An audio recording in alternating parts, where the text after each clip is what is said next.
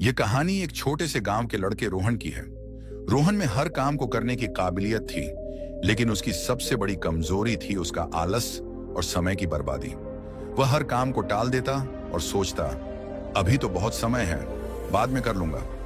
रोहन का यह रवैया उसकी जिंदगी पर भारी पड़ने लगा। उसकी पढ़ाई अधूरी रह गई, उसके दोस्त उससे आगे बढ़ गए और उसका कोई ठोस काम नहीं था।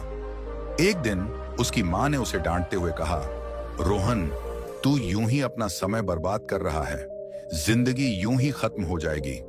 जरा साधु महाराज से मिला, शायद वह तुझे समय की कीमत समझा सकें। रोहन को मां की बातों पर भरोसा नहीं था, लेकिन उसने सोचा, चलो साधु महाराज के पास चलकर देखता हूं, शायद कुछ समझ आए। रोहन ने साधु से कहा, महाराज, लोग कहते हैं कि आप हर समस्या का समाधान करते हैं। मेरी समस्या यह है कि मैं समय की कीमत को नहीं समझता। हर कोई मुझसे कहता है कि मैं अपना समय बर्बाद कर रहा हूं, लेकिन मुझे समझ नहीं आता कि समय इतना कीमती क्यों है। साधु मुस्कुराए और बोले, समय की कीमत को समझने के लिए मैं तुम्हें एक काम देता हूं, इसे करना और कल मेरे पास लौट आना, तब मैं तुम्हारे सवाल का जवाब दूंगा। रोहन ने उत्सुकता से पूछा, क्या काम है महाराज? साधु ने उसे एक चमकता हुआ पत्थर दिया और कहा, यह पत्थर अमूल्य है, इसे लेकर जाओ और बाजार में हर किसी से इसकी कीमत पूछो, लेकिन ध्यान रखना, इसे बेचना नहीं है। बस लोगों से इसकी कीमत जानकर मेरे पास वापस आना। रोहन ने पत्थर लिया और सोचते हुए बाजार की ओर चल पड़ा।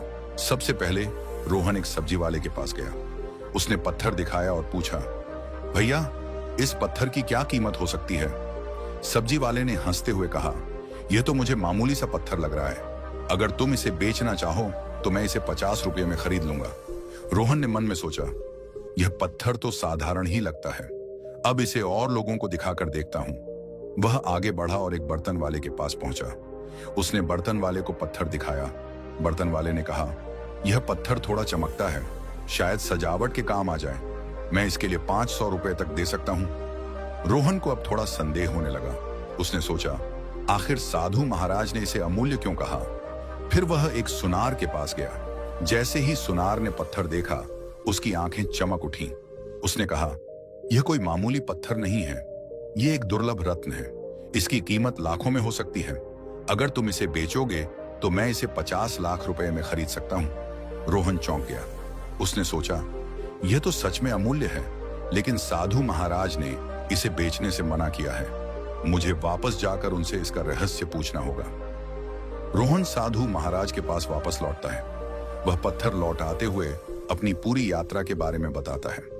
रोहन ने कहा, महाराज, सब्जी वाले ने इसे 50 रुपए का समझा, बर्तन वाले ने 500 रुपए का, लेकिन सुनार ने इसे 50 लाख रुपए का बताया।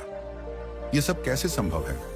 साधु मुस्कुराए और बोले, यह पत्थर तुम्हारे समय की तरह है। सब्जी वाले ने इसे मामूली समझा, क्योंकि उसे इसकी असली कीमत का ज्ञान नहीं था।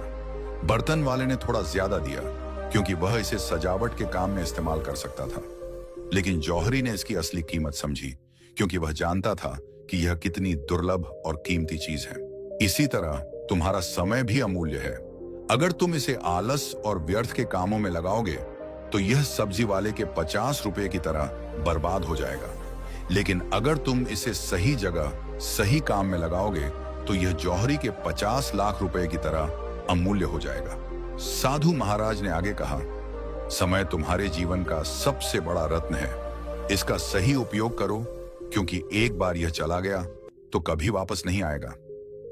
साधु महाराज की बातों ने रोहन की आंखें खोल दी। उसने उसी दिन ठान लिया कि अब वह कभी भी अपना समय बर्बाद नहीं करेगा।